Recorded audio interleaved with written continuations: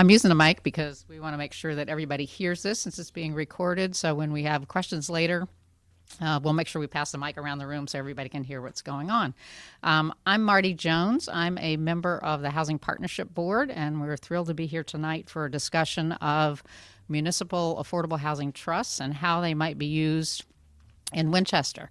This discussion really came out of our housing production plan, which was approved by the Select Board back in the fall. And one of the implementation strategies that was part of the housing production plan was to consider a municipal housing trust. So we are lucky to have with us tonight Shelley Gorig from the Massachusetts Housing Partnership. Shelley's part of the community assistance team that goes out and works with communities all over the state, helping them think about ways they can increase housing affordability and production in their towns. So she's got a lot of expertise, not just on what's legally allowed, but what other communities have done and structures that have worked. So Shelley's got a presentation for us tonight, so we'll go through that presentation first and hold questions until we get to the end, and then hopefully have time for some discussion about how a trust might work in Winchester. So welcome, Shelley. Thank you. Shelley Goering from MHP, Mass Housing Partnership. I have quite a bit of information I want to get through tonight, and I was asked to cut it down, and it's so hard because it's all, of course, I feel important for you to know as you're exploring your options in Winchester. So I'm going to go through the presentation. I'm going to try really hard not to use acronyms that you may not understand. I don't want to make any assumptions. If you need any kind of clarifications, please raise your hand, interrupt, so we can do that. But we're going to save any kind of questions or more in-depth conversation until the end. But please, if I'm speaking over you, if I'm making assumptions, please flag me. So, and I don't want to make assumptions that all of you were at Susan's presentation in December or November. So I'm going to do a little bit just to make sure that you understand who we are as MHP. And we're a quasi-state agency. We are also organized as a nonprofit. Our overarching mission is to increase the supply of affordable housing in every community across the state. We do our work with 4 different legs to our stool. One is lending, so we've lent over $1 billion, helping to produce 22,000 units of housing. Our focus is really rental housing, rental family housing. We also have the One Mortgage program that is received through traditional lenders, but we produce the back of the house. So it's a first-time home buyer mortgage. It's a 30-year fixed interest rate. The borrower does not pay private mortgage insurance. So we believe it's the most affordable, or one of the 2 most affordable mortgages for households earning up to 100% of the area median income. And households earning up to 80% of the area median income can receive additional subsidy to make it more affordable in the initial years. Then our community assistance team is the team I'm a part of. And then new to MHP is the Center for Housing Data. So we have a few staff that are really focused on collecting, analyzing, and sharing information to help drive good, effective housing policy on the local community level as well as the state level. So community assistance is as was said, we are out in the communities. We want to help support you to support more diverse housing options in your community. We work with municipalities, with nonprofits, as well as housing authorities. So tonight I want to talk about what a housing trust fund is, some suggestions of why you might consider this for Winchester, and then to get in some about operations, some things that we're learning as we're working in more communities that have trusts, and some of the kinds of activities that you could engage in. Just examples to give you kind of an idea. So at MHP, my position is relatively new. We've had this for 2.5 years, and it really came out of more and more communities creating housing trust funds around the state and having no entity on the state level that was providing any kind of support for communities that have trusts. So many communities have the Community Preservation Act. I know that Winchester doesn't, but many communities do. And then there's a state umbrella, a community preservation coalition that then supports them. Trusts don't have that. So MHP was interested in creating some capacity in-house to support communities with their trusts. So that's why I'm here. So the Municipal Affordable Housing Trust Fund is organized under Chapter 44, Section 55C. This was passed in 2005. And while you don't have CPA, it's really hard to talk about the housing trust, the Municipal Affordable Housing Trust statute without talking about CPA, because it really was having more communities that had local money through CPA that was the impetus to create the statute, the Municipal Affordable Housing Trust statute. So CPA came online in 2000, the trust statute was in 2005. So they are connected. It doesn't mean you have to have CPA, and many communities have a trust and they don't have CPA and they still are effective. But as you can see with my graph up here, that our count is that there are about 110 affordable housing trust funds in the state. 97 of them are municipal affordable housing trusts, so just a handful were pre-2005 legislation. So like Cambridge, Boston, some communities already had a trust fund. And then out of those, 80% have, out of all of the trusts, 80% do have the Community Preservation Act. So there is a high correlation, although it's not necessary to be effective. So Municipal Affordable Housing Trust, it is a municipal entity. It is created locally, so it's a majority vote with your legislative body. It is, the purpose is to create and preserve affordable housing, and it's led by a local board of trustees. And because it is a municipal entity, it is bound by public procurement, designer selection, conflict of interest, and public meeting laws. So it's just something to keep in mind. It is a municipal entity. The trust statute, this is language from the trust statute. The purpose is to provide for the creation and preservation of affordable housing in municipalities for the benefit of low and moderate income households. So it's a fairly limited scope, and it is focused on low and moderate income households. Sometimes communities want a housing trust fund to be an umbrella to do everything about housing, but you just want to keep in mind that this statute actually has a fairly limited purpose. In 2016, there were some changes made to the trust statute, and some of them are about CPA, so I know that maybe you don't want to hear that piece, but there's one in particular that's critical. So what's happening is that the CPA allows for different kind of activities to be done. And CPCs were transferring money to their trusts, and the trust wanted to do the same eligible activities that were allowed under CPA, but the purpose under the trust statute was more narrow. So there was really a kind of a correction made. So now the purposes, the allowable activities of a trust match those that are defined as allowable for community housing under the Community Preservation Act. So specifically, there's the verb support under CPA. That is not, there's acquire, there's create, there's preserve, and then there's the support category. And certain things like rent assistance fall under support. And that wasn't under the trust statute before 2016. So now it's been changed to broaden the allowable purposes, the allowable activities of a housing trust. So even though you don't have CPA, if you do create a trust, you'll want to get a little familiar with CPA language because they're connected in this way. The second one, in case Winchester ever does pursue CPA, is that it's just specifying that any of the restrictions with CPA follow the money to the housing trust. So when money is transferred, that any restrictions. So in CPA, if you acquire a real property interest with CPA funds, then you need to put a restriction in perpetuity on that real property interest. So that would follow the money to the trust. So it's not something you need to think about right now, but just in the future. And then in the trust statute, it's laid out that specifically with CPA money, when it's transferred to the trust, that it needs to be kept track of separately. And the trust needs to report back to the CPC how they're spending CPA funds. So again, that is more of a future thing. And then it more specifically spells out that your trust could engage in grant agreements, just a technicality. So more broadly, what can a housing trust fund do? You can be addressing affordable housing needs in your community. So you have a housing production plan, you have a great place to start. The trust can be supporting local housing initiatives. The trust can actually engage in real estate activity. You can buy and sell property. Because once the trust has money in its fund, the trust doesn't actually have to go back to town meeting. So that means that the trust can move more nimbly in the real estate market and with potentially working with any developers. So there's a little bit more flexibility, and you can be a little bit more efficient that way.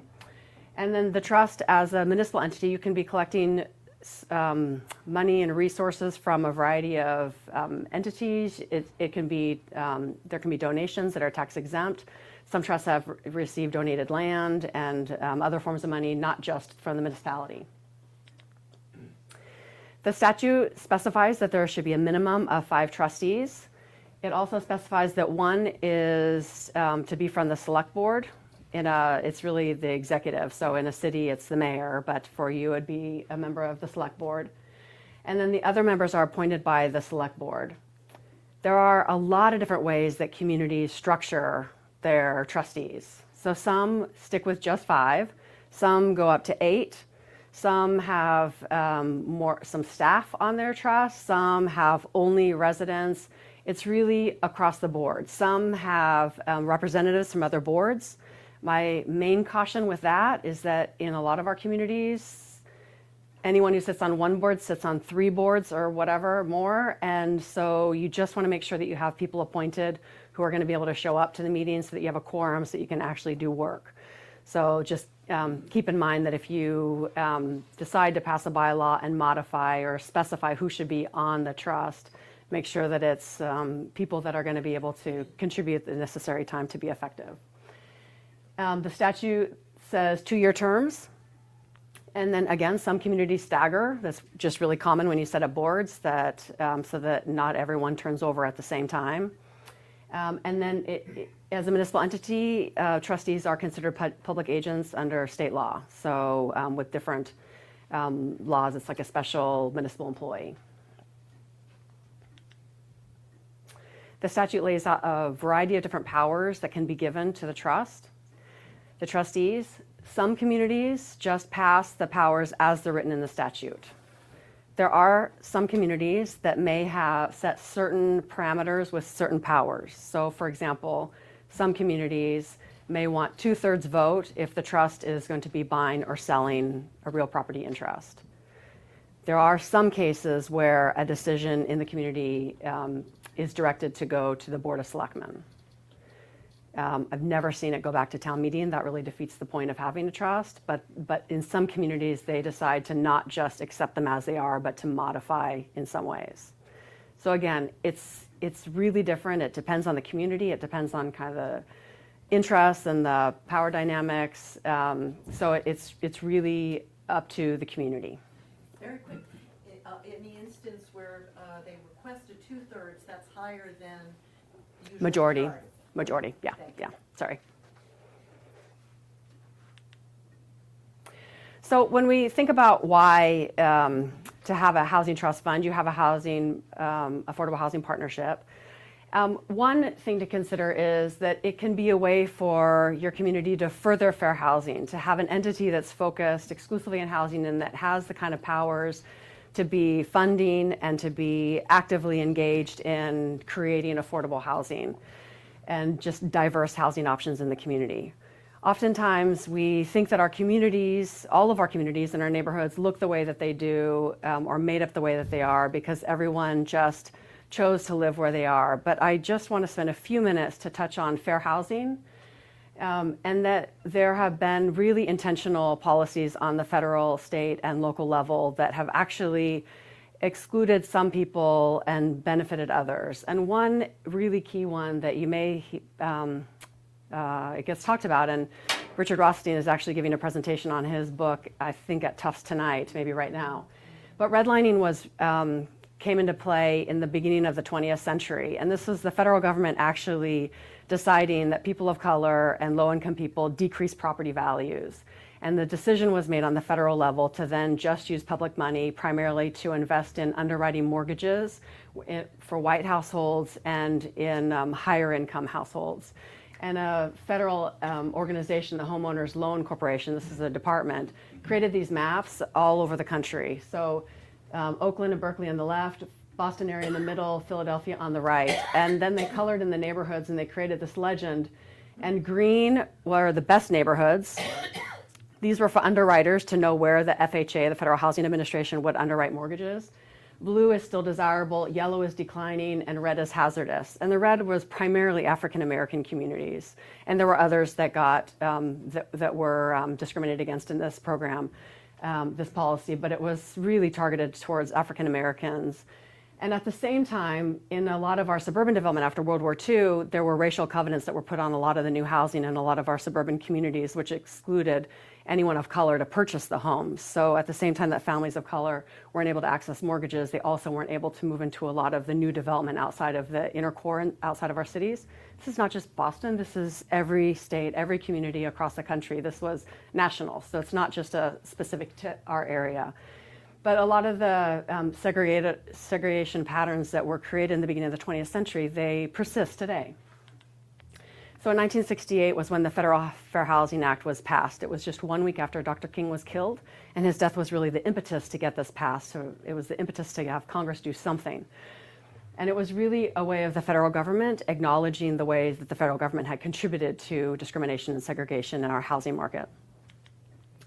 And then on the left are the 7 categories, the 7 classes that are protected under the Fair Housing Act. In Massachusetts, we also have the anti-discrimination law, which covers housing and the workplace and public spaces, and that adds additional classes of people that are protected in this state. One I want to point out is source of income, public assistance. That's people who hold vouchers, that it's actually a violation of state law to discriminate against voucher holders in renting apartments.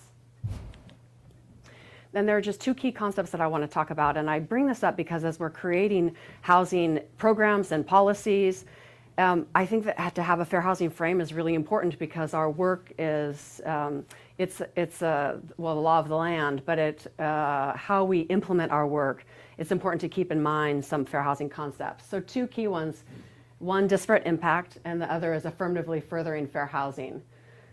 So the Fair Housing Act statute says that it's not just the intent to discriminate. It's not just that if I don't want to rent to someone who's a part of the LGBTQ community, it's not just intent, it's also impact. That if the impact of our decisions and our policies and our programs create are discriminative, then that is also considered discrimination under the Fair Housing Act. It's also considered illegal. So this is one judge from the 70s said that it's the effect, not motivation, is the touchstone, because a thoughtless housing practice can be as unfair to minority rights as a willful scheme. So it's not just intent, it's also impact that's discriminative, that can be discriminative. And then the other is our obligation to affirmatively further fair housing. So the Fair Housing Act says it's not enough just to point out issues in access, but that we also need to actively be working to end residential segregation, to promote housing choice for all people, to eradicate discrimination, to address disparities. So it's not just enough to point out the discrepancies, but that we need to be actively working to address them. And then local preference gets brought up a lot, and I don't know if Susan touched on this at all. I just want to quickly bring it up. We have a lot of communities where there's concern around affordable housing specifically, and it can be controversial. And then people will say, well, okay, we'll allow some affordable housing, but we want 100% local preference. We want just people who already live in the community to be able to access it. And that really flies in the face of fair housing, which is about opening up the real estate market and making it a more fair space for everyone. In Massachusetts, the state will not allow 100% local preference because of that. So there's just a few things to point out that if there's a development that's happening, it's not just up to the community, especially because affordable housing takes all kinds of subsidy money. So in Massachusetts, if it's for example, a Chapter 40B development, then there's a subsidizing agency, the agency that releases the PEL, the Project Eligibility Letter. That agency, so MHP is one of those agencies, that agency has to approve the request for local preference on a particular development. There needs to be an evidence of need of why, focusing on why having local preference is important for that development and that community. And the evidence of need is not just on the developer's back, it's also on the community to show that to the subsidizing agency. The state housing department only allows 4 categories of people to count under local preference. So one are people who already live in the community. Another are people who work with the municipality, for the municipality. Another are people who work for other organizations or companies in the community. And then the fourth are the families of the children in the school system. So those are the only 4 categories. So If you want your adult children to move back into the community, they wouldn't count as local preference. Or if you want your parents to be able to move into the community, they wouldn't count as local preference. And then the state allows just 70% local preference in any specific development, and that's only the first time that the units are being filled. So just as an overview, if that comes up in Winchester. So we spend a lot of time in communities, more and more, that have housing trusts, and there are some things that we're seeing as just kind of themes. It's not rocket science, but the things that come up with the community, with the trusts that seem to be the most effective, that are the most active. One, they actually have money, so they're not just formed and trustees appointed, but they actually have money in the account so that they can be flexible. The trustees have a vision of what their role is in the community and a kind of a mission, and they can articulate that. 3, that the trust has strong leadership, so someone who can help move projects forward. And oftentimes that also means a little bit of paid staff assistance as well. And then 4, that the trust is transparent in the community. So open with the money that the trust does have, open with the projects that the trust's working on, and just that the trust is communicating that and not acting kind of like a silo quietly. It is a municipal entity, so it shouldn't just be off on its own. It should be integrated in the community. It should be building off your housing production plan. It really should be helping to implement the housing goals in the community. So funding. CPA is, for a lot of communities, a big resource. Not every. We have many trusts that are trying to get CPA funds. It's not a given in a lot of our communities. So that's one source. But there are a lot of other ways that communities are bringing funds into their trust, and I think that their communities are getting more and more creative, which is great to see. So we had the first community bond to support their trust. Medfield created a housing trust fund in 2017. They do not have CPA. So they, at the same town meeting, they bonded $1 million to support their trust. So that's bonded against their municipal budget, not CPA.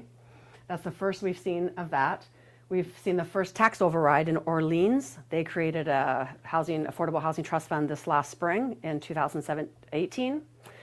The same meeting, they approved to put on the ballot a $275,000 tax override that they see as a permanent tax override.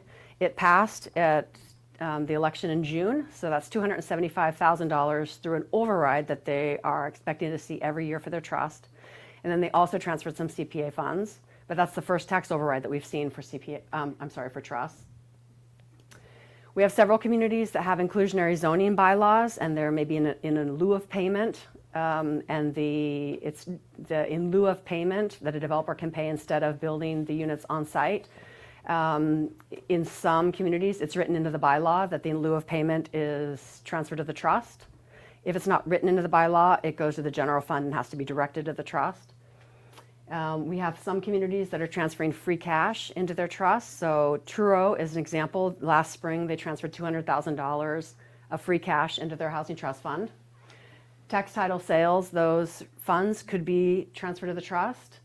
There could be special bylaws or ordinance payments, and one community on the Cape has a cell phone tower lease. The payments are transferred to their trust. And developer negotiated fees, you just want to be really careful with this because you don't want to be extorting anyone. But there was a community that had a friendly 40B development, and it was a homeownership project. This was before the housing crisis. And they negotiated with this developer, so it was a friendly 40B. They were supporting the development. They negotiate with a developer that $10,000 of each of the market rate units would be donated out of the profit. $10,000 of the profit of every market rate unit would be donated to the town, and then the town designated those funds to the housing trust fund. So that ended up being, I think it was around $400,000 that came into the housing trust. And that same trust has also received a small piece of land from a developer. They worked with Habitat for Humanity and built a couple houses. So you do want to be careful with any of those kind of negotiations, but sometimes that might be a possibility. So a lot of different ways that communities are trying to be creative. There's a community in the Berkshires that has hotel tax, and they are really reliant on tourism. And they're starting to think as new B&Bs come online, new rooms come online, could the additional tax, because the existing tax is already designated in the community, but can the additional tax be directed to the housing trust? Because the problem is they have a stakeholders meeting and they include employers, and the hotel and B&B employers give feedback about how it's so hard for their staff to afford living in the community. So the community relies on the industry, but the staff that drive the industry, that support the industry, have a hard time living in town. So is there a way that the tax that comes from the industry can that go back into housing that the staff can afford? So there are communities that are trying to be creative. So when you create a trust, then you would set up a municipal account, generally through the municipal treasurer. One thing with the trust is any money that comes into the account, it doesn't go back to the general fund. It stays the property of the trust year to year. And we're just suggesting, specifically with CPA, but even without CPA, different funding sources oftentimes have different restrictions. And so just like a nonprofit, we are suggesting to communities that your trust fund should have a way to record revenue and to track it separately, just to make sure that when you're spending it, that you're following any kind of restrictions that might be on that money.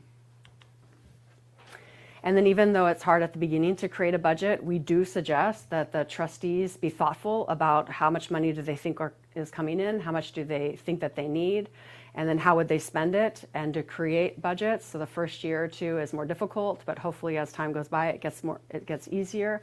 But this is a way of being transparent. It's a way of showing the community why you need money, and it's just being thoughtful about how you're operating as an organization.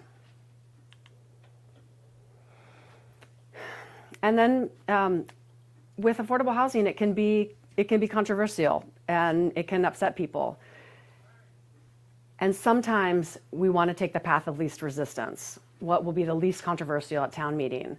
And that's not always a true reflection of the needs. So I'm really glad to hear that you have a housing production plan, because that's giving you really fresh data about what's really going on in the community. And sometimes it can be really eye-opening for people to see how many of their neighbors are spending over 30% or 50% of their income on housing. So we always suggest that you start with understanding kind of the needs, having some current data, and data doesn't convince everyone, but then at least you can be thinking about your role in the community, the trust role in the community, based on data and not just based on assumptions or stories, anecdotes, or even sometimes bias. And then we suggest that the trustees set some priorities. So the housing needs are great in all of our communities. It can be really overwhelming. You can't do everything. So look through the data, read through the plan, and then really come up with some key priorities that can be manageable. And you could create some benchmarks. You don't have to, but for example, Somerville's Affordable Housing Trust, they have a goal that they spend a portion, like 30% of their funds, on households earning less than 50% of the area median income.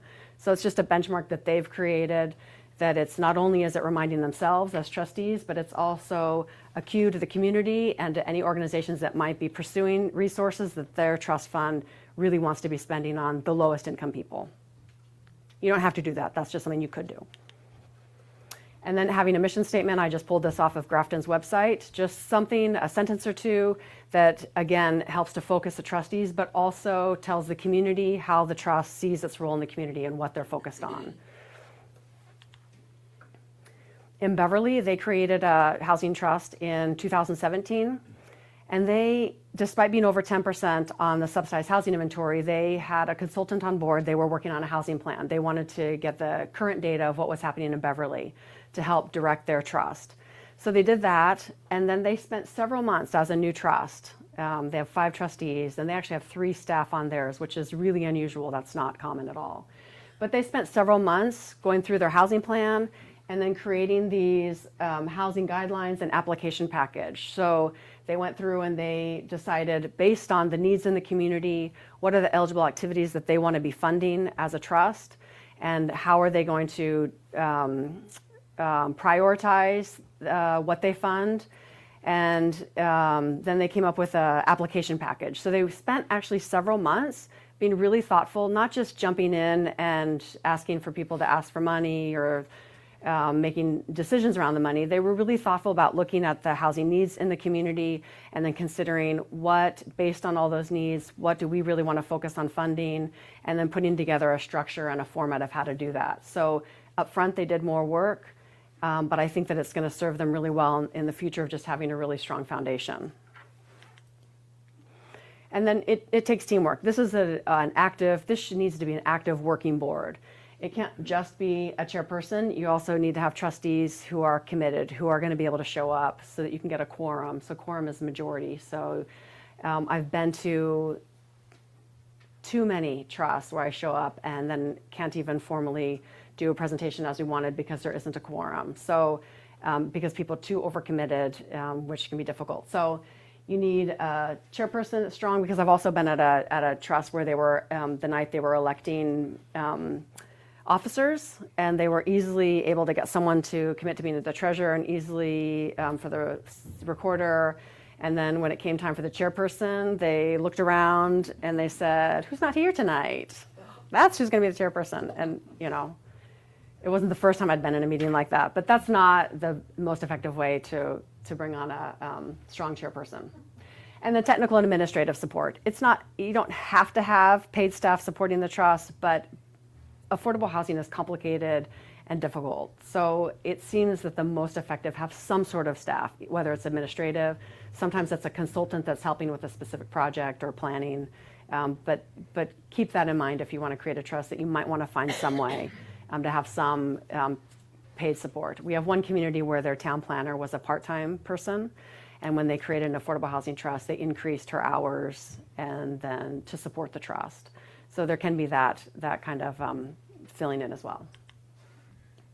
And then this is an example of Manchester from their housing production plan. I don't know if you did something like this, but especially if you're wanting to bring on another housing group and you already have a housing group or two, giving some thought to roles. So in some communities, they keep a housing partnership or committee, and they specify the specific role and focus of that group. Maybe it's advocacy or whatever it may be in the community, and then the trust is maybe more implementation and funding. But this is just an example of the community coming up with different housing strategies, short-term versus long-term, and then deciding who's the lead organization on it, the lead board. So you're just, the goal is so that you're not stepping on each other's toes. We also have communities where they create an affordable housing trust and they don't really specify the roles between different groups, and then there's a lot of, ends up being animosity and stepping on toes. And in some cases, they wrap the groups in together. They wrap in the partnership with the trust or the housing committee with the trust. And in others, they just step back and then do a better job of kind of outlining roles. But it's something to keep in mind, just to make sure that there's clarity in roles, expectations. And then in all the communities that we're in at MHB, it can be so surprising how oftentimes boards don't talk to each other, or communication goes one direction but not both directions. And so I can't stress enough that if you do decide to create an affordable housing trust, really push to be transparent, especially because the trust does not have to go back before town meeting. And so you want to be as open, if you have money in your account specifically, you want to be as open as possible in the community. So reporting back regularly to different boards. In some communities, we have once a year a joint meeting between the trust and maybe in some communities the CPC or with the select board. That's an option in some communities. Or if you do have someone sit on the board, but then you just want to make sure that the communication is both directions, so that the trust is also getting the information from the planning board or whatever board is sitting on the trust. When you do fund something, promote it. Make sure that the community knows what you're active in. And then the web page. We have some trusts that are really good about using the web page on the municipal site.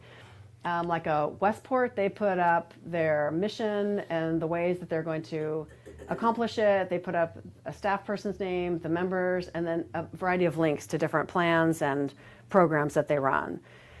Some are they just don't put this out there. And so it makes the community work hard to figure out what on earth you're doing. And it can create suspicion. It can make it where people are less willing to support what you're doing. So we just urge you to be as open as possible. And then this is a resource you can just Google and get online. I think that Susan did use this slide when she was here, so it might look familiar. But it can be a challenge of how to talk about affordable housing in our communities and how to bring people on board. Sometimes people have a lot of stereotypes or assumptions about what the housing looks like or how it's maintained or whatever it may be. This is just a initiative between Enterprise and a national organization, nonprofit, and then actually a social anthropologist. And they spent time testing different messages, housing messages in the market, and to see how people responded. And they found some pretty interesting things. And they put in some suggestions. It's really easy to read. It's a PDF, you can Google it. But they talk about balancing people with places and systems. So not just talking about people, but also the systems that make it difficult for people to access housing or safe, affordable housing. They talk about telling the story of us and not them. So don't separate out lower income people, moderate income people from others. We're all part of the community. They talk about connecting housing to other social issues. So we know we have a lot of data that our health outcomes improve, that our educational outcomes improve when people have access to safe, affordable housing. So this can be part of the conversation. The housing folks, we're getting a little bit better at this, but we haven't been that great about connecting housing to other outcomes. They talk about where you live affects you. So we have more and more data about where people grow up that impacts their life opportunities as well. And then they spend some time talking about language, and it's something I think to consider on the local level is the language that you use to talk about this need and to talk about housing. So they tested housing in the market, and people responded pretty negatively to that. It brought up public housing, which those of us in the housing world are really grateful for public housing. We know it fills a really important need, but it has a lot of negative connotations for a lot of people. So they found that housing, people actually think of public housing as a kind of a negative or as a commodity. And when they tested home, that resonated much better with people, that it's where people find themselves and their family. And so even potentially talking about homes versus housing, in the housing world, the development world, we talk about projects. It's housing projects. And that has a really negative, people can hear that really negatively. So I try really hard not to talk about projects outside of kind of the housing development people and talk about housing development, but just be thoughtful about the language that you use and how that might trigger people in a way that you don't intend to. And I actually suggest that trustees spend some time as a board talking about how are we going to message this in the community, how are we going to talk about it. And then we have some trust funds that they just want to fund other people to do projects. And we have some trusts that want to be a little bit more actively engaged. So some just want to fund and they put out an application, and similar to a lot of CPCs, community preservation committees. And then some initiate more. We're seeing more housing trust funds engaged locally with municipal land and helping to dispose of land for affordable housing. So some are helping to do some pre-development work on municipal sites, write the request for proposals, review applications. So some are getting more engaged in that. Or they see a need and it's not being filled and no one's putting an application for it, and they might initiate with nonprofit organizations or the housing authority to provide a service. So another thing to consider as a trust board is, do you just want to fund projects, or do you want to be more active and initiate? Do you want to do a little bit of both? And then to make sure that you articulate that. And as you're getting started, this idea of low-hanging fruit, trying to do something in interim. So housing, especially housing development, takes a really long time. So are there smaller things that you can be doing as you're starting up to make sure that you're kind of continuing some momentum in the community, that you're continuing the conversation? So Amherst, for example, they have a housing trust, and they've had a little bit of a hard time getting started. And what they have initiated is once a year, they have a public forum, and the housing trust sponsors this. And they pick a topic, and they invite members of the community, and they use it as a time as kind of a sounding board and to get feedback on some ideas that they have. So they're doing some of the groundwork behind the scenes, but then they do this once a year. They've done 2 now, where they're kind of testing ideas and engaging the community. You don't have to do that, but that's something that they've done. And then we like to look at other communities to see what they've done, and that's a really great way to get ideas. But I always want to remind communities that it's your responsibility to do due diligence. Just because another community is doing something, it doesn't necessarily mean that it's right or legal. And so don't just, because we have people call all the time and they say, well, so-and-so is doing it. And we're like, well, there still is this law, so Yes, you implement it locally, but every community has to do their own due diligence. So just a FYI. Just a couple tips. So the trust statute does not define low and moderate income. It's kind of interesting. So what we suggest is that you look at common definitions for low and moderate income in existing programs in the state. So if you want units on the subsidized housing inventory, that means 80% of the area median income. CPA allows up to 100% of the area median income. The state's affordable trust fund goes up to 110% of the area median income. But I suggest to trust that you define this for your community and that you have that out so that people understand how you're defining low and moderate income. It's not written into the statute. And then second, when you do distribute funds, that you want to make sure you have some sort of grant agreement, that you're clear with the parameters of what the money is to be used for, that you have a timeline of when you expect the funds to be used by, and that you have a way written into your grant agreement of how to receive the funds back if a project either doesn't happen in the time that you expected or if it falls through. And I'm just going to go through a sampling of of projects that some of these are specifically with trusts. Some of them might have been funded with technically with the CPC funds, CPA funds, but all of them are the kinds of activities that trusts are engaged in across the state. And I am using CPA language because that is what's allowed under the trust statute as well. So acquire, create, preserve, and support. So this is an example of acquire. This is an existing apartment building in Barnstable. It was probably built under Chapter 40B, so 124 units of housing. In 2011, a nonprofit organization, a nonprofit developer, was able to acquire them using some of CPA funds. I don't think that was through their trust. I think it was through their CPC.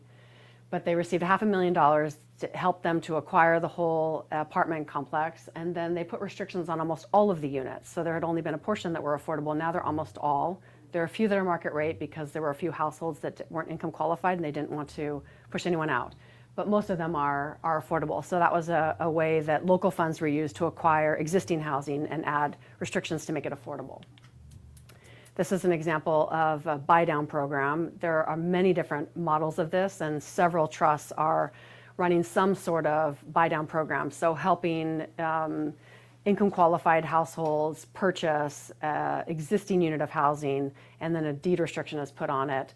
And then the community, like Sudbury in this case, works with DHCD, the Department of Housing and Community Development, under the Local Action Unit program, and all of the units are added to the subsidized housing inventory. So the way that Sudbury does it, and partly why they do this program is because they're a community that has a lot of problems with tear downs, where the more modest size houses are torn down and then a much bigger house is built. You probably don't have that problem here at all. No. So the concern is not only is it tearing down some of the more naturally affordable housing, affordable, it's all relative, but it's also then breaking up the continuity of some of the older neighborhoods where you have ranch, and then big house. So it's kind of twofold of preserving some of the more naturally affordable houses and then also slowing down or helping to counter a little bit of tiny bit of the tear down. So their trust, they have a staff person that identifies a home that's on the market that's kind of in their range, the kind of house that they are looking to preserve. They negotiate a sale price with the seller. They then run a lottery to see who's interested and who's qualified to purchase the home. And then at the time of sale, the trust puts in the difference between the negotiated sale price and what makes it affordable for a household earning up to 80% of the area median income. This $180,000, that's an old number. I'm sure that it's higher right now in Sudbury, but this is one model of a buy down. So they only add a couple units like this a year. This is not a massive program. It's a small homeownership program. There are a variety of communities, like Norfolk has a program as well, where they add about 3 units a year, and it's preserving some of the smaller Cape-type houses in Norfolk. So you're not going to add a lot, but it is a way to create some home ownership and then to spread it out and preserve some of the older homes. The subsidy, today, it costs about, easily in Massachusetts, $400,000 to create 1 new unit of affordable housing. So while we can gasp at $200,000 for one house, that's actually half of what it costs to build a new unit. So just to keep that in mind. And then create many examples. So this is the trust in Westport, really helped to get this project moving forward. This is municipal land. It's new construction. It's a nonprofit organization that was chosen through the RFP. But the trust put up to $1 million in the development. So that includes some pre-development work. It included acquiring an access parcel to the site, and then also money directly into the development of the units, because the developer went to the state to get low-income housing tax credits. And so they put in local money to show the local support. That is something that the state looks for in financing development. So it's affordable, 50 units, it'll be 50 units of apartments. It's under construction now. And it's affordable for households earning up to 60% of the area at median income. That's a sign that it's low-income housing tax credits, because the ceiling is 60%. But they are reserving 5 to be affordable at 100% of the area at median income. This is in Yarmouth. So this is also under construction right now. This is a for-profit developer acquired this Cavalier Hotel Lodge on Route 28. The town rezoned the site to allow multifamily by right. So it's not under Chapter 40B, it's a special permit. The developer is building 69 units, all affordable, is also using low-income housing tax credits. And the trust put in over $2 million, which it comes out to $30,000 per unit. So not only did they rezone to allow for the development by right, but then they also put in a big chunk of money to show DHCD, to show the state that they were strongly supporting this. And they have another development that's somewhat similar, not too far away. So in 2 ways, they showed a lot of support, at least 2 ways. This is Norwell. In a lot of cases, the trust is engaged, but the trust doesn't own the property. In this case, Norwell had a former police station. They declared it surplus in 2014, and then the next year they voted to transfer it to the trust. So the trust actually held the land, held the site. And then it was a trust that issued the request for proposals in 2016. They chose a developer. It turns out that it is a nonprofit developer. And that developer is putting 18 units of senior, so age-restricted housing on the site, 1 and 2 bedroom units that are affordable up to 100% of the area median income. So not all of them will be on the subsidized housing inventory, because they wanted some that went up to 100% of the area median income. And then the Housing Trust and the CPC, between both of them, they put in $1.2 million to help make this project feasible in Norwell. And this is under construction now as well. So 3 cases where the trust was actively involved in new construction. Oftentimes, communities like to see reuse of underutilized buildings. Maybe this has happened in Winchester, but this can be, in some cases, less controversial because it's not new construction. Sometimes it has a historic component, not always. So Middleborough, that actually was an old factory. I don't think it has any historic restrictions on it, but it was an existing old factory. So a team of nonprofits, they renovated that into 25 units of rental housing, and that's family housing, so there's no age restrictions on those. And in the middle, in North Andover, this had been a nursing home that had been underutilized for years, and a nonprofit was able to acquire it. And now it's 42 units of apartments. And there, the local community put in about $1 million into that development. And then in Rockport, the old high school is now apartments that are age-restricted apartments. And there are many cases in Massachusetts where old schools, surplus schools, have been rebuilt into housing. And a lot of times affordable, but not exclusively. So some of our trusts work with the town planner to look at, does the town have any kind of excess, surplus buildings, any kind of sites that the trust could help move forward for affordable housing. So it's one activity that a lot of trusts engage in. And then preserve. Oftentimes when we talk about preserve, we're talking about deed restrictions that are set to expire, where the units would become market rate. I'm just going to show one example, and don't get hung up too much on how much money Cambridge has. But so Cambridge is a community where they have the Community Preservation Act, but they transfer 80% of their total CPA funds to their housing trust every year, 80%. And every year they've done this.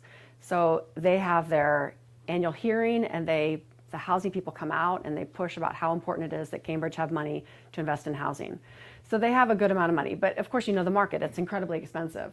So these were 4 buildings, very handsome buildings, I think they are, of 32 units of family rental. They were set to expire, and in the nick of time, the trust stepped in with a $4.6 million to help a nonprofit acquire all 4 buildings, and now they have restrictions in perpetuity. So I didn't do it, and I always forget because it's not important enough to keep in my head, but if you divide 4.6 by 32, for the Cambridge market to have these units affordable in perpetuity owned by a nonprofit, it's actually a really, really quite a good deal. But this is something that more trusts are looking at. There's CDAC, one of the quasi-state agencies. They keep a list of expiring units. Communities and trusts are one entity that's helping to monitor that list to make sure that you don't lose any units.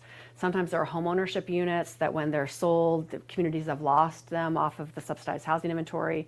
So trusts are oftentimes playing a role, oftentimes working with the town planner or someone else in the community to monitor this and to be proactive in thinking about how can we preserve affordability in the community, existing affordability in the community. So something to consider if Winchester has any units like that. And then support. So this is a category under the CPA of support, and there have been different things that have fallen under support over the years. One has been pre-development, so if you do have a municipal site, doing some initial work around feasibility and making the site more appealing to put in a request for proposal so that the developer just has more information about the site. Housing plans and needs assessment, those are sometimes funded through CPA or trusts. And rent assistance is specifically listed in the CPA statute now that is an allowable use, so that is something that the trust could engage in. The one thing with that is, one, not every community has the kind of housing stock that's conducive to rent assistance. And two, sometimes, a housing authority, a voucher goes on for many, many years. And if you're a low-income person, it can be really difficult to increase your income enough to afford market rate in just 2 or 3 years. So it can be more difficult for a trust or a CPC because the funding is just not the same. And to keep getting that funding for that kind of purpose can sometimes be a hard sell in the community. And you don't want to get people necessarily started and then really destabilize the family in a couple of years. So if you do decide to do any kind of rent assistance, you just want to be really thoughtful about how you structure it and kind of long-term impact. And then just kind of some wrap-ups. I think that Susan actually borrowed my slide, but I like to use this with housing trusts. As you're considering creating a housing trust, really consider the local infrastructure, your needs and your resources. So like I said, do you have a pool of people who could be strong trustees? You want to think about these things beforehand, just in terms of your capacity and what's existing and bringing on a new board. And then we really urge you to develop goals that reflect identified needs. So it's really tempting to do kind of the path of least resistance. That's not always the greatest need in the community, so we do suggest that you start with your housing production plan and then be really real about your capacity. Housing, it's really complicated, and the needs are great. And so pick a couple things to focus on and be realistic about your capacity. And then, of course, we always have other resources, because we are a state agency. So the Housing Toolbox, and I brought some hard copy ones. So this is new and improved, and we're always trying to add more information. We're building in a trust section, so information and examples about other trusts. There's also the search tool, so if there's just something having to do with housing, if it's financing or whatever it may be, you can put that in. And then I have some hard copies if that's helpful for anyone to take. And we have a new updated, this housing guidebook. We didn't make paper copies, so I don't have copies in person. It's actually just online. So I know for some people we prefer paper ones. You can print it out and just do black and white, so it's not quite as expensive with the coloring. But that gives some updated examples of what other communities are doing with their trusts. And then I am a resource. So if you have other questions or you want other kind of specific examples, please call me, email me. We want to help support you as you're thinking this through. Great. So I want to open it to questions. Okay, so I'm going to pass this mic around. We'll just pass it around so everybody can ask their questions, and they'll get recorded. Hi. First, Hi. Thank you very much for that presentation. Yeah. It was excellent.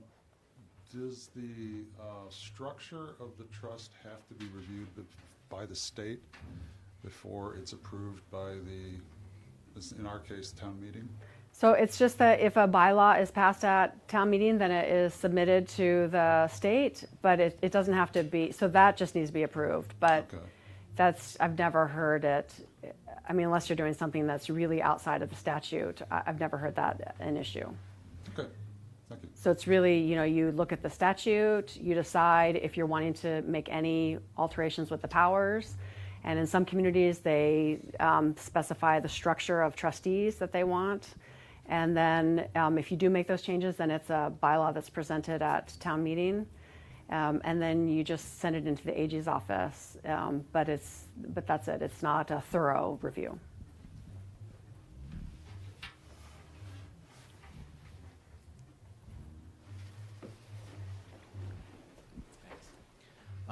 What are the hallmarks have you seen in other towns for a successful partnership with the select board and kind of their support? Well, so there has to be a member of the select board on the housing trust. And so hopefully that is it's someone who's appointed that is interested in the housing and really wanting to support it. So one really pretty current success story was Orleans creating their affordable housing trust. They have a affordable housing committee, and they actually have a member of the select board on their committee. And that member was actually really instrumental in helping the committee bring the Board of Selectmen on to support the idea of a trust.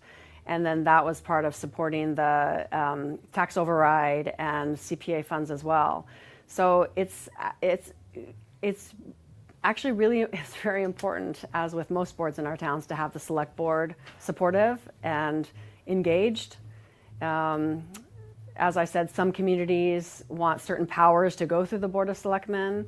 We suggest not doing too much of that kind of a restriction, because then it can limit the trust being more flexible.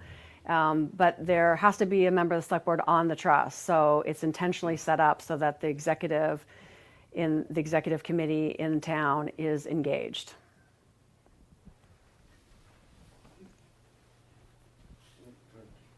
And they're instrumental in helping to get funding into the trust. My name is Vince Dixon. I'm on the Finance Committee, and so we hear about the threshold issues that we have in terms of affordable housing all the time. Yeah. But I should admit, I lived in Cambridge for 35 years, and I know that property. Oh, you do? Beautiful job that was done Yeah, there. yeah. Two things. One is kind of a mechanical process of how the programming gets done. Are there any particular guidelines in terms of whether there are limited equity cooperatives in general, buy, purchase? I mean, obviously there's a wide range, but you didn't mention cooperatives or limited equity cooperatives per se. Yeah, so I don't have a whole lot of experience, and MHP doesn't work a lot in that, and you maybe can speak more to some of this, but there's some things that Massachusetts is not set up to support and finance cooperatives the way that other states like New York do. So the cooperatives that do exist in the state, from my understanding, is they're not the kind that you oftentimes read about in New York or maybe even California. And I don't want to say anything that's incorrect. That wasn't the question. It was more that, I mean, there are cooperatives. Yeah. And Cambridge in particular uses limited equity cooperatives. Is that something that could be a tool used by a housing entity here? You could fund that kind of a development, absolutely, yes. Okay, because the goal of that is, of course, to reduce to some extent the rate at which unaffordability occurs. Appreciation. And so it's a very valuable tool if you can lock it in an appropriate way. The other thing is infrastructure of a broader kind in a community like this, which is somewhat prone to what the T does or doesn't do. Is that taken into account in any way, or does the Massachusetts organization do anything in terms of representing that? Because there are certainly areas in the region that are less housed or have availability to construct more, and there's a weak regional transit system that it essentially requires housing to be concentrated in areas that are more dense for the availability of workers to get to things. Yet further out a mile or two, there might be some regional sharing. I was wondering if that's ever been even considered. I'm sorry, I'm not completely understanding. Okay, there's obvious pressure to build in communities inside 128 for affordability reasons, yet a stronger regional transportation network might allow some greater numbers of housing to be built between 128 and 495, but it requires leadership by people willing to push that. Okay. And Some of there's our- weak regional transit. If the T itself isn't running well, further out it gets worse. And on the weekends now, we're prone to very weak commuter. We have commuter rail on the map, Right. but every 2 hours doesn't make it easy for working class people to get to working class jobs sometimes. So some of our communities that are past 128 and along 495 are actually doing more in housing development than the communities that are closer to Boston. So we have some really intentional communities in that area, regardless of whether they have commuter rail or not. So that definitely is happening. We have some really good examples. So it's not a given that the closer to Boston, the more the communities are doing at all. Okay, thank you. Thank you. And we all would like that. I mean, I think all of us want the transportation to be better, and hopefully that will be figured out one day.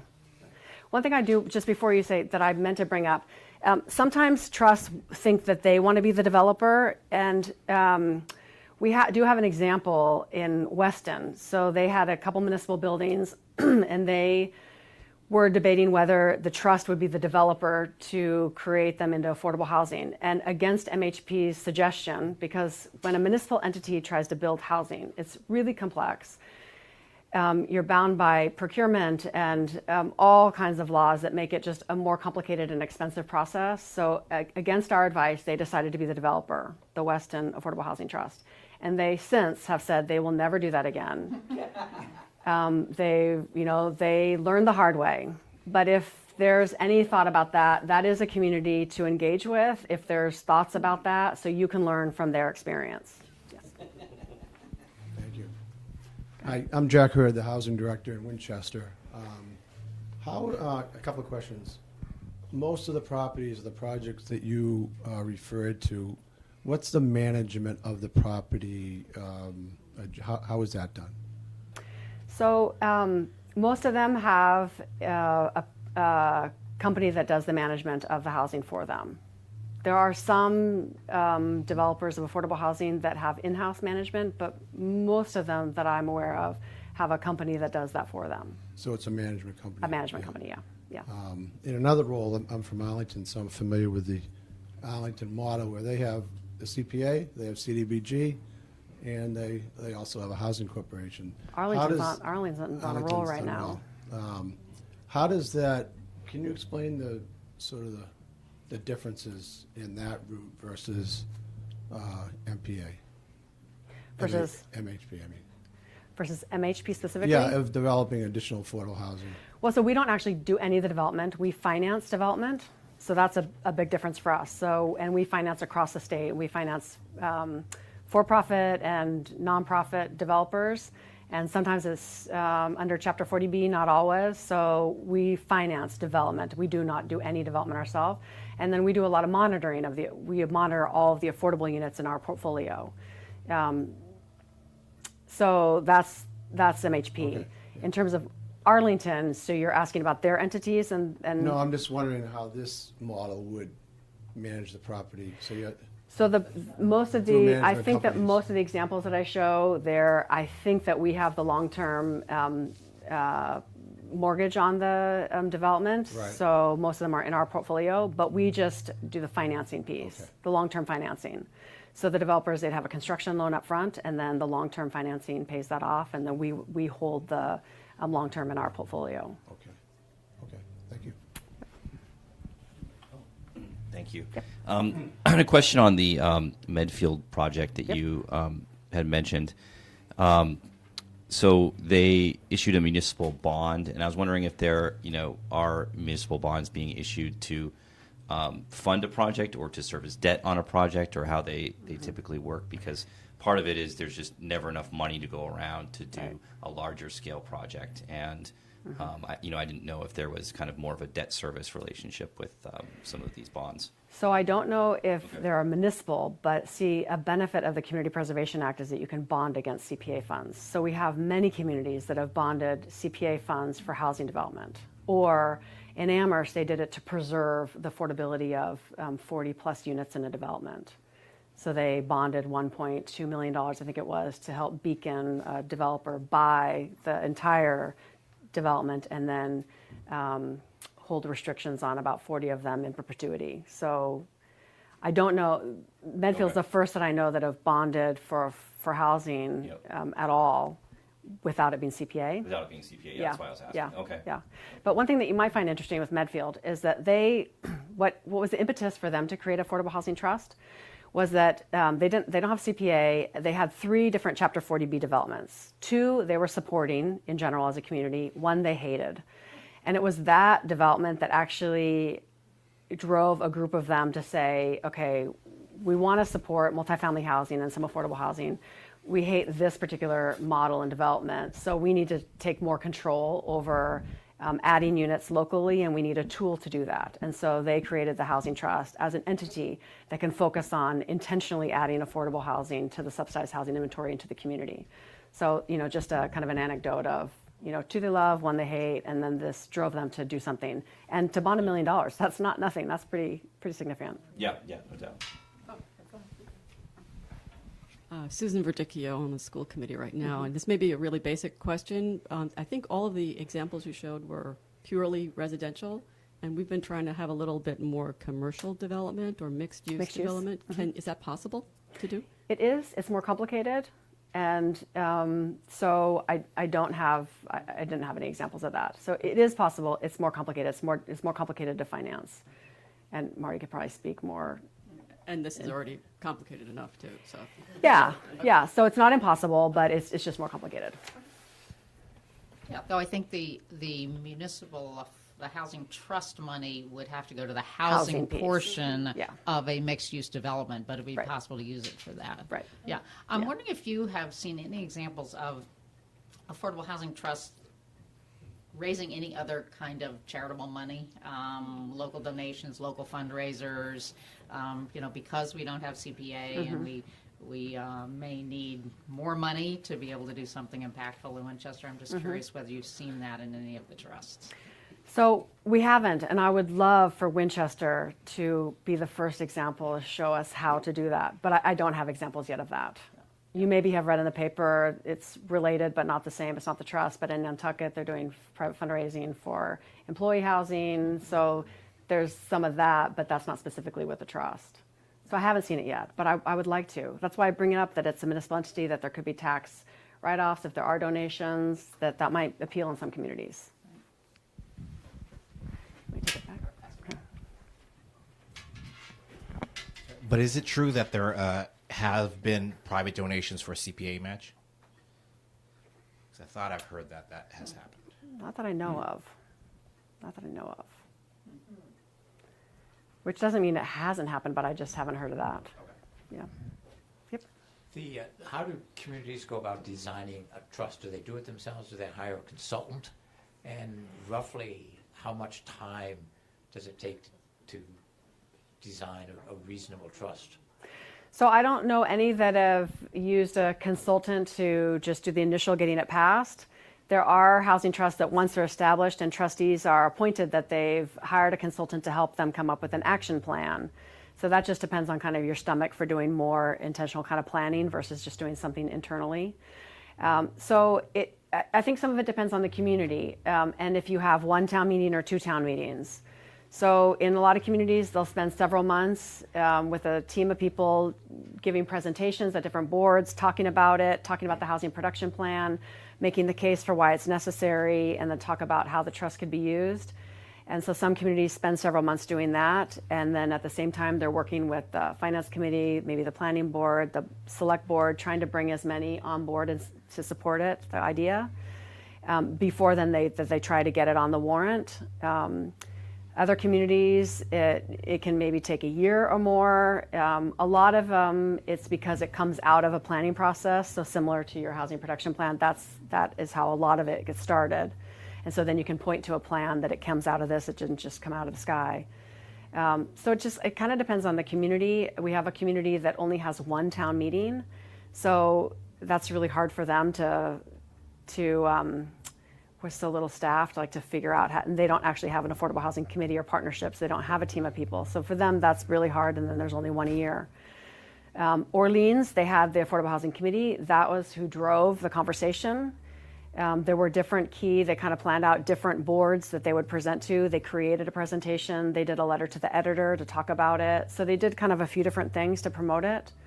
And that's something that I'm happy to, if you get to the point where you decide you want to move forward, I'm happy to help kind of brainstorm and kind of think about how to run a campaign.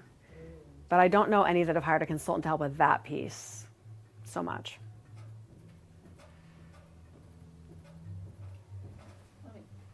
I can ask questions all night. Well, No, just to follow up on that, it sounds like the actual bylaw itself is fairly simple. Yeah. I mean, it has a purpose that's consistent with the statute and lays out the number of people that are going to be trustees, and it's not that complicated a document. It's just explaining it to people and and there's tons of it. building We have support. tons of examples of their other communities. So we oftentimes send those out to the community, just as examples of how other communities have passed it. A lot of it's just language from the statute. So it just depends also.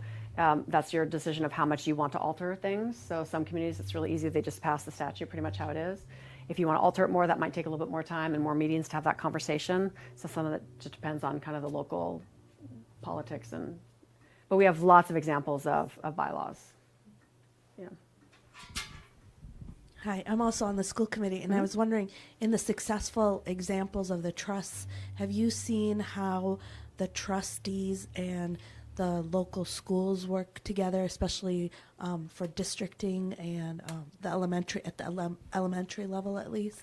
So do you mean work together around specifically housing for staff? So no, more about where the housing gets built Oh, where to and put the how housing. it impacts the local schools and Oh. stuff. Just to make sure that resources are equitably spread around all of the elementary Because you have schools. neighborhood schools. Yeah, exactly. Yeah. Okay. Yeah. So one thing I need to have a slide about it. We just released today what's called Data Town, and it's this new website where you can put in Winchester, and it'll bring all kinds of data around over time about how your neighborhood's been changing, demographic data.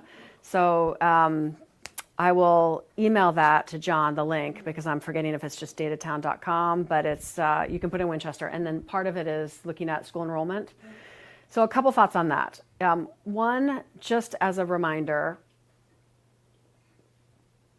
families with children are a protected class in Massachusetts in the Fair Housing Act. So we cannot do anything that makes it difficult for families to access housing in our communities, regardless of the cost of the schools. In a lot of our communities, and I didn't actually, I should have checked with Winchester, so I don't know if your enrollment is increasing or decreasing. Is increasing. Okay. Okay. So some Put in a communities. number this year. Okay, so some communities, it's actually declining, and there's still a knee-jerk, no more kids, even though it's declining. So you know that. One thing that I'll just give an example. The town of Natick, their town planner, they're doing some really, I think, really interesting stuff and really comprehensively. They're looking comprehensively at their community, transportation and housing and jobs and employers and so forth. And one thing that they've done is they've engaged with the school district to see where kids are coming from. So they don't get addresses because of privacy. But so because there's such an assumption that multifamily housing has so many kids, and what they can show with the data from the school district is that the enrollment is actually coming primarily from single family houses. So for one, it's trying to distill this myth that the apartments have 1 million kids or condos. They can say that one housing development that's near the park, that does have more kids than the apartments near the Natick Mall, which makes sense. But they can still show that overwhelmingly the children are coming from single family houses. So that's one thing that you can do locally, is to have a conversation with the district to figure that out. And I think that's really smart, just to help with the conversation.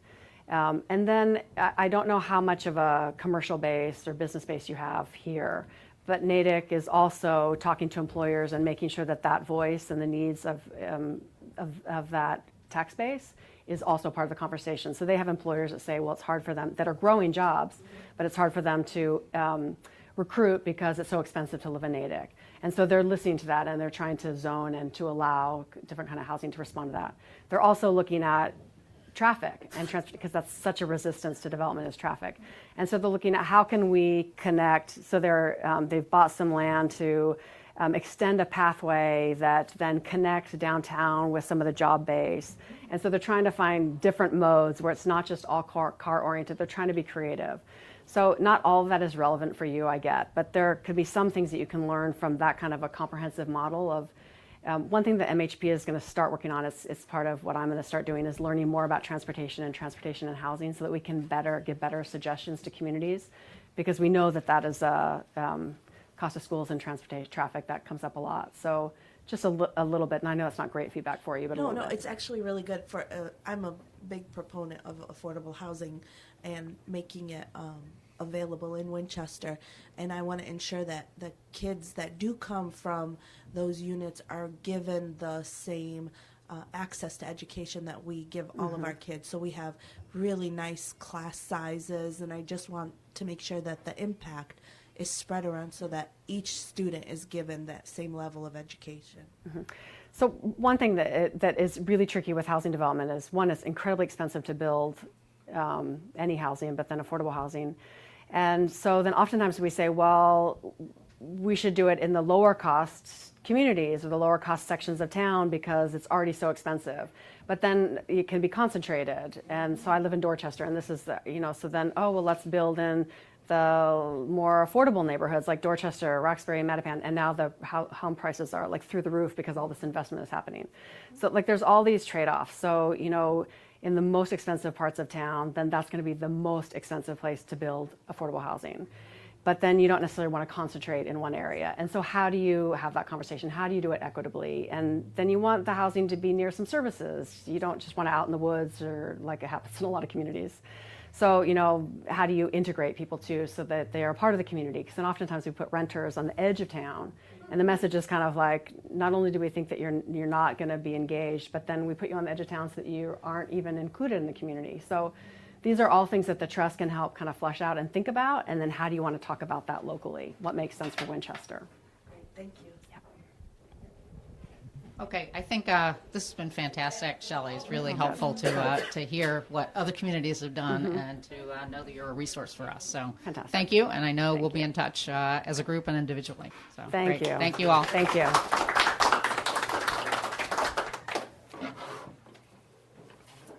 Did everybody sign in? John, were you doing that?